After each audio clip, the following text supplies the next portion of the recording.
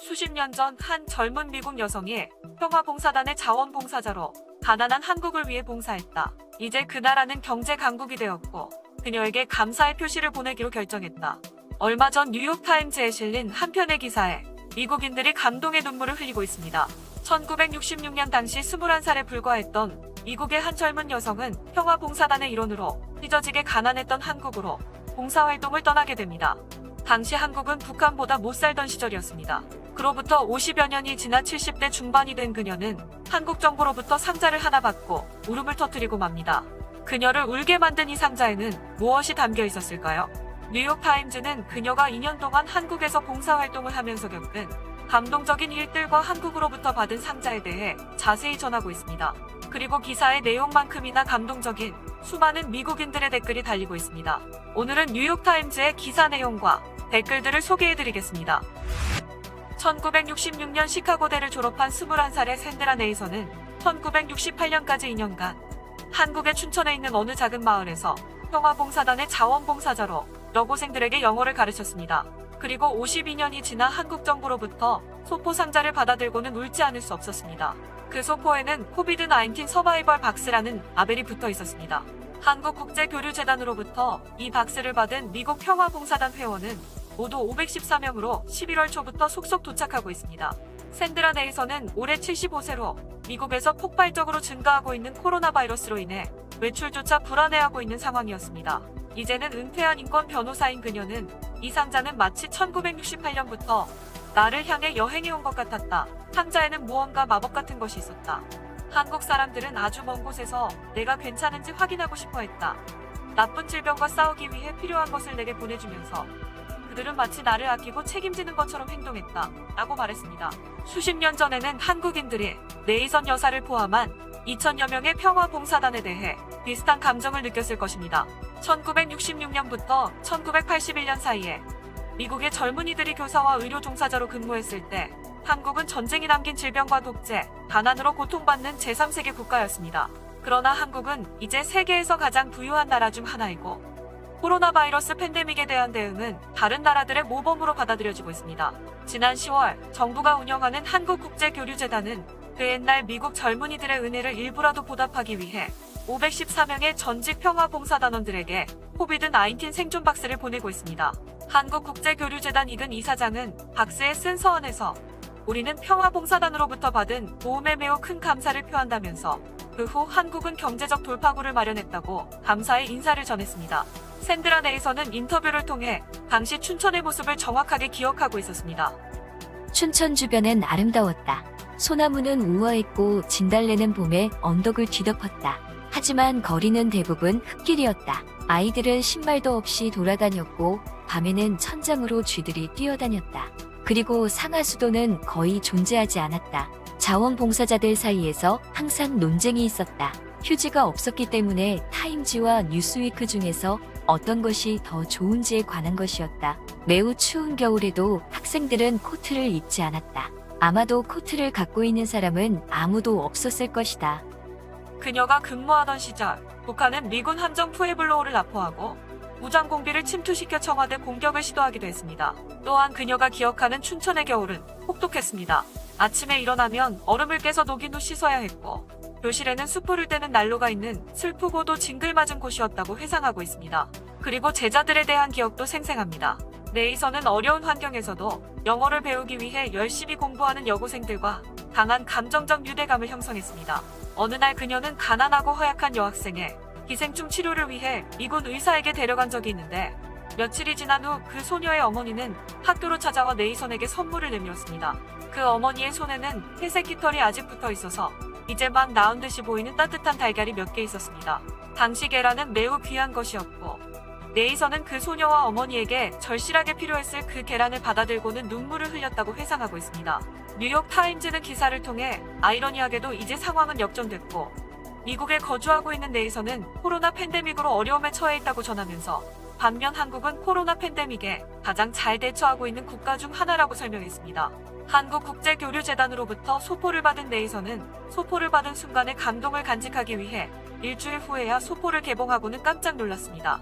상자에는 마스크 외에도 장갑, 피부관리용품, 홍삼 캔디, 비단 부채, 그리고 한국 전통 거북 문양이 들어간 은젓가락과 숟가락 2세트가 들어있었습니다. 내이선 외에도 박스를 받은 전 자원봉사단원들의 감사 편지가 이어지고 있습니다. 제주도에서 1967년부터 1년간 봉사활동을 했던 조엘 템제는 미네소타주 자택에 도착한 선물을 받자마자 이메일을 보내 재단으로부터 온 멋진 선물에 너무 감사하다. 한국에서 보낸 시절에 대해 애정어린 추억이 있다고 말했습니다. 1971년부터 74년까지 광주에서 한국 학생들을 가르쳤다는 익명의 자원봉사자는 한국 정부와 한국인의 너그러움에 매우 깊이 그리고 영원히 감사할 것이다라고 편지를 보내기도 했습니다. 한국국제교류재단 관계자에 따르면 1960년대 한국의 보건의료 상황이 정말 열악했는데 그동안 엄청난 발전을 이뤄 코로나 대응의 모범국이 되어 미국보다 훨씬 더 잘 대응하는 것을 보고 놀랍고 봉사한 보람을 느낀다면서 연락해오는 분들이 많았다고 밝혔습니다. 기사의 내용도 감동적이지만 기사에 달린 댓글들이 더 감동적입니다. 실제 한국에서 자원봉사를 했던 경험 등 다양한 반응들이 있었는데 지금부터는 댓글 내용 살펴보겠습니다. 우리가 언젠가 한국인들로부터 자동차와 전자제품을 사게 될 줄 누가 알았겠는가? 아니면 이 상대적으로 작은 나라가 세계 최고의 음악가들을 많이 배출할 것이라고 상상이나 했는가? 세상에 이 얼마나 좋은 사례인가? 그렇게 수십 년이 지난 후 한국 정부의 어느 재단에서 누군가가 자원봉사자들에 대해 추억하고 가능한 한 많은 사람들을 추적해서 그들에게 선물을 주기로 결정을 했을 것이다. 이 얼마나 사랑스러운 일인가. 1965년부터 66년까지 네이선과 비슷한 시기에 주한미군 소속으로 광주에서 한국군사자문단 의료장교를 지냈다. 네이선과 거의 같은 경험을 했다. 그들은 너무나도 가난했다. 그들은 항상 예의 바르게 행동했으며 우리는 선물을 자주 주고받았다. 내가 만난 한국인들에 대한 인상적인 기억은 그들의 결단력과 투철함, 불평 없이 큰 어려움을 감내하는 능력, 그리고 가정에 대한 진정한 헌신이었다. 내가 봉사하던 시절의 그 나라에서 지금의 나라로 올라온 것은 인류 역사상 가장 빠른 성장이라고 믿는다. 특별한 사람들이 놀라운 나라를 만들어냈다. 평화봉사단 자원봉사자들에게 재방문 여행 프로그램을 정부 차원에서 제공하며 감사를 표한 나라는 한국이 유일하다고 알고 있다. 나는 2012년 그 훌륭한 프로그램의 혜택을 받은 사람이다. 당시 한국을 재방문해서 일주일간 다양한 활동과 그리고 내가 지냈던 도시와 1974년부터 76년까지 가르쳤던 중학교를 방문해 뜻깊은 시간을 즐겼다. 뉴욕타임즈가 재방문 여행에 대한 기사를 쓴다면 정말 멋질 것이다. 네이선 이야기를 공유해줘서 고맙다.